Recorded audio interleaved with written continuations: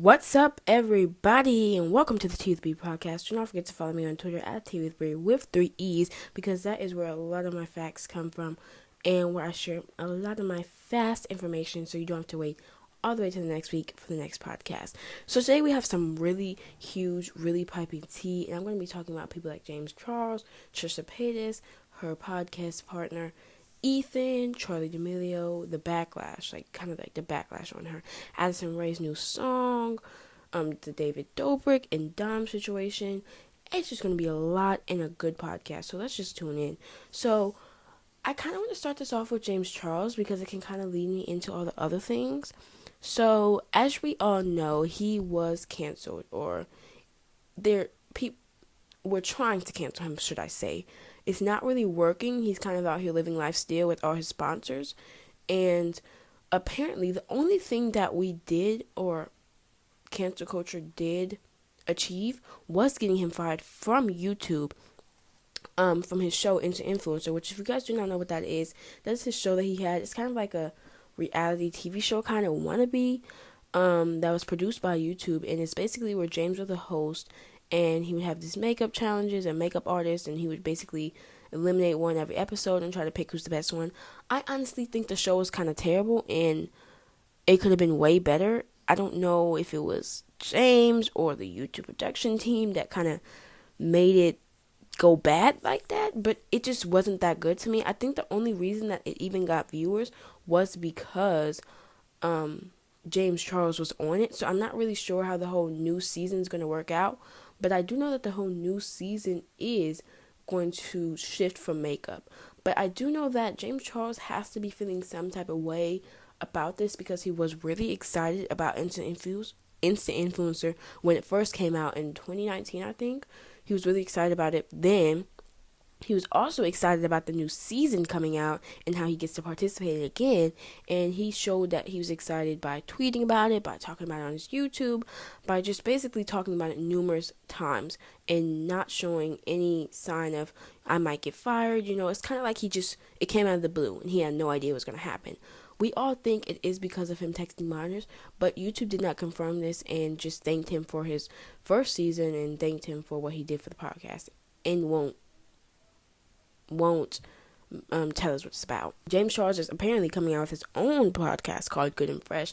I actually tweeted about this, and we found, or I didn't find it, someone else found a secret Twitter account called Good and Fresh, followed by James Charles, pictures with James Charles and his friends, him liking all the comments, and basically James Charles acting confused as if he has no idea what this is, has no idea what's going on. A lot of people are like, oh, you want to start a podcast, just talk about how you're a groomer and all this extra stuff. He's just getting a lot of backlash, basically. He's not going to I don't think this podcast is going to be successful at all. I don't really think this is the right time for him to be trying to come out with new projects. I think he should just really wait a couple months if he's really trying not to get canceled. A lot of people are calling him out, like Trisha Paytas, and Trisha Paytas is honestly calling out everybody now. She thinks it's her place to call out everyone, and here's my opinion on that. I think that Trisha Paytas was honestly canceled a couple months ago, but she went on TikTok, which, of course, is the app for people to get famous and people to get recognized. She went on TikTok calling out other people on their crap and basically speaking facts, which she was speaking some pretty good facts. So basically that kind of was her comeback. Her talking about other people brought her back onto the internet and made everything she did forgotten, etc., etc. But the thing is, to me, I feel like just a couple months ago she was canceled. Maybe even a year ago. She's just now getting right back into social media, with her engagement, her buying a house, her buying 60K purses, etc., etc., getting a podcast. I think now that's kind of like basically what her career is talking about other people and starting drama or involving herself in drama. I think that's really going to be the only thing that people care about her, to be honest. I'm not gonna lie, I do like her podcast. I do listen to it sometimes. I do like hearing their opinions, but she just honestly, to me, rubs off the wrong way a lot of the times. Like on one of the podcasts, which is the one where she stormed out, I'm not really sure. I think it was supposed 6 months ago or somewhat around that, and I'm pretty sure it was a Hanukkah podcast, but I'm not 100% sure. She stormed out, and the thing is, she was talking about Ethan's family, and how basically kind of throwing shade and judgment towards the fact that he's not with his kid every day 24/7, which, if you really want to be honest, that's weird. Who is with their kids 24/7? Every parent has work, has things to do. Every parent has a babysitter or someone to watch their kids, or goes to daycare or school or whatnot, while they go to work and basically go to work, hang out with friends, hang out with families. They have lives too. Their kids, of course, are a big part of their lives, but they're not the only part of their lives. And the fact that Trisha isn't even a parent and is kind of judging other people's parenting, and I know that she's infertile and cannot have kids, so this might be like a sensitive topic for her, but I just think it's very, very rude and offensive towards parents that she's basically kind of undermining that if you send your kids to daycare or a babysitter, or if you put your kids with anybody who's not family, you're a bad parent. That's basically kind of what she was saying. And then, like, the next episode, they had this doctor or whatnot, whoever this man was, clearly wasn't qualified to be a counselor at all. Like, I think I'm a better counselor than him. Was basically talking about how it's all Ethan's fault. If Trisha says something offensive or something rude or whatever, he should say nothing back. He should just sit there and take all her insults and do nothing. And he's also saying basically what Ethan has to say is not important and his feelings are not important. That is not true. Like, no counselor is supposed to say that's not important and invalidating someone's feelings. No real counselor, no real qualified counselor would say something like that. Like, no one. It's just like he was really trying to get on Trisha's good side that time, because for no reason. Like, he was basically saying everything was Ethan's fault, even though Trisha had said some really offensive things. It was all Ethan's fault, and he should have just sat there and took all the backlash and all the rudeness and everything coming towards him, which was definitely terrible. Like, Trisha was saying some really terrible things, and if it was me, I don't know, Ethan was really patient with her, in my opinion. He was really patient. I don't think he needed to be any more patient than he was. I would have been really mad the minute she started talking about my parenting, and it would have just been a whole entire spiral of arguing back then. I honestly would have probably ended the podcast right there. Like, no more podcasts with Trisha, even though it's probably one of his best and most money-making podcasts. It would have just been, I'm done with this now, because she's clearly speaking out about how she feels. She called my wife a B word. She's talking about my parenting, she's talking about my family. She's clearly showing me her true colors. So, no, I'm not going to be in a podcast with her if this is how she really feels deep down inside. But, whatever, maybe it was just, I don't really know what was going on, but that's just from my point of view, it was kind of bad. And the fact that she also, not only talking about people's parenting and family issues, also talking about 16-year-olds and getting mad because they don't like food, from a chef, by the way, who is their friend. Anybody eating snail for the first time will probably be like, ugh, this is nasty, Anybody. But of course, it's Charli D'Amelio, so she can't do anything. Anything she does, it's a problem, basically. Especially with Trisha, because for some reason, she really hates the D'Amelios. I don't know why. A lot of people hate the D'Amelios, but she's really calling out the 16-year-olds numerous times. Like, this, she did this a long time ago, but I feel like it wasn't talked about, or people were kind of agreeing with her and saying she was right. But to me, you're a grown woman calling out a 16-year-old on freaking social media is really weird, especially when it had nothing to do with you and she said nothing about you. It's just really odd to me and really weird. But as you guys can see, I really do not like Trisha at all. Like, I just have a really bad bone to pick with her. If you guys don't know why, I'm clearly showing out little things that she does that are kind of not okay in my opinion. But now that other people are getting canceled and she's speaking out on it, she's kind of getting her uprising and becoming a drama channel, basically. And whatever, call out Dixie, call out Charli, call out whatever. But Dixie, Madison Beer, Little Huddy, all coming out with songs. Dixie's song is pretty old. Addison just recently came out with a song. Let me just tell you guys how I rate it. I rate it about a 5 out of 10 because it's not too shabby. It's not too bad. It's not a song I would listen to over and over again. But again, it's not the type of music I listen to in the first place. So it's kind of like a biased opinion. But the song is really not that bad to me at all. But out of all the influencer songs I've ever heard, I definitely think Madison Beer's is the best. I don't remember even the name of it. But I was listening to it the other day because it came up on my Spotify for some reason. Because I was listening to Doja Cat and Ariana Grande and stuff like that. I was just listening to and SZA. I was just listening to those type of girl music artists, and she came up, and the song came up, and I was listening to it, and I was like, okay, this isn't too bad. And it wasn't bad at all, honestly. I don't even remember the name, which is really sad because I kind of wanted to speak about the song, but since I don't remember the name, we have to move on. But Little Huddy also came out with a song, which is something vampires, which is really weird to me. I don't get it. Oh, okay, I'm getting the song.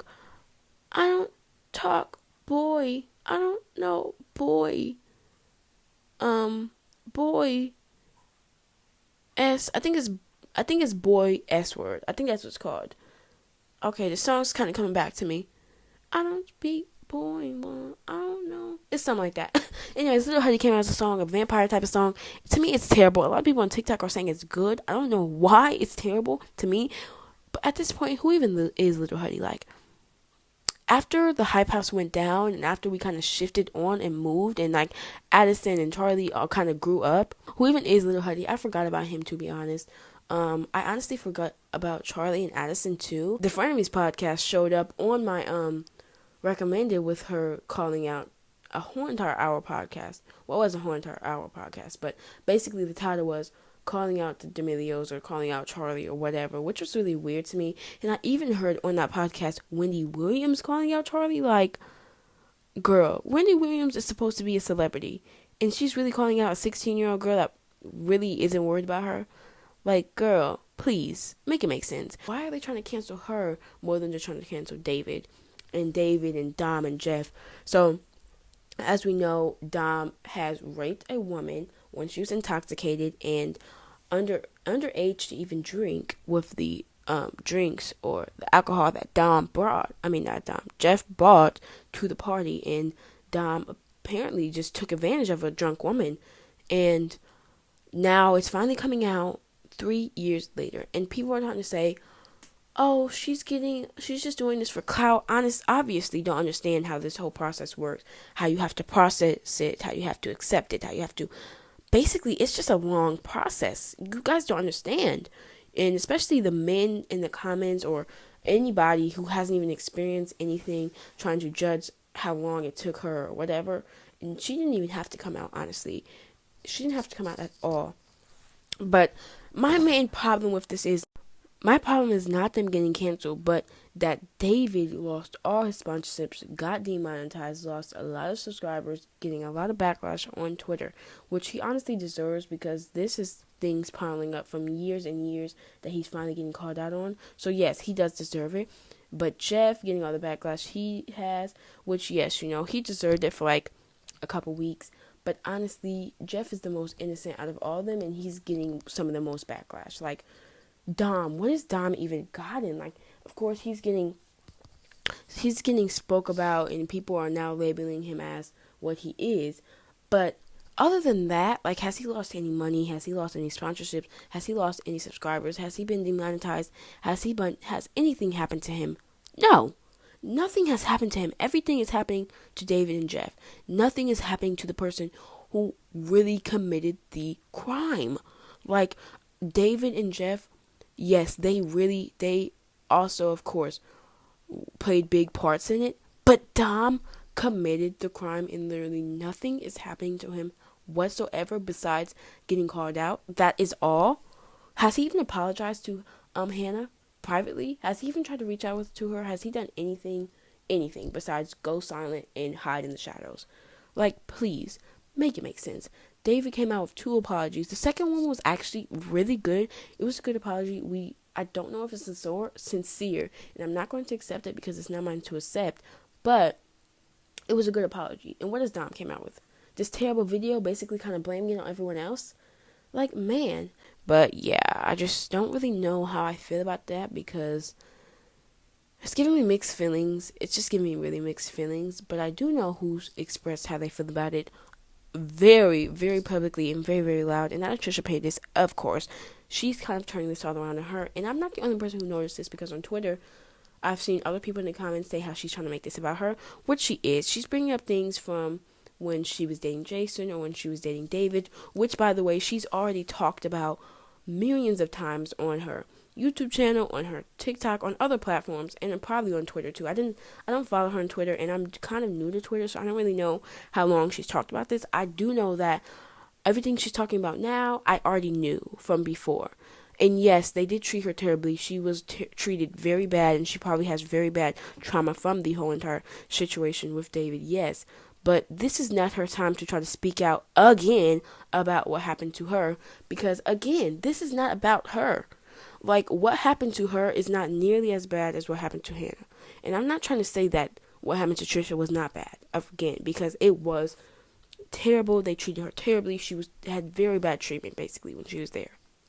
Yes, but again, this is about someone else's story, and I just feel bad that she's kind of making it her story again. But guys, that kind of wraps up everything I have to say. I've kind of made my opinion about all the recent drama. And of course, by the time I make my next podcast, new drama, new things on Twitter are going to be out. And the next podcast is honestly going to be longer and be better, because I was just kind of testing this podcast out to see how it worked. So stay tuned for better podcasts, and I'll see you guys the next time I post. Bye!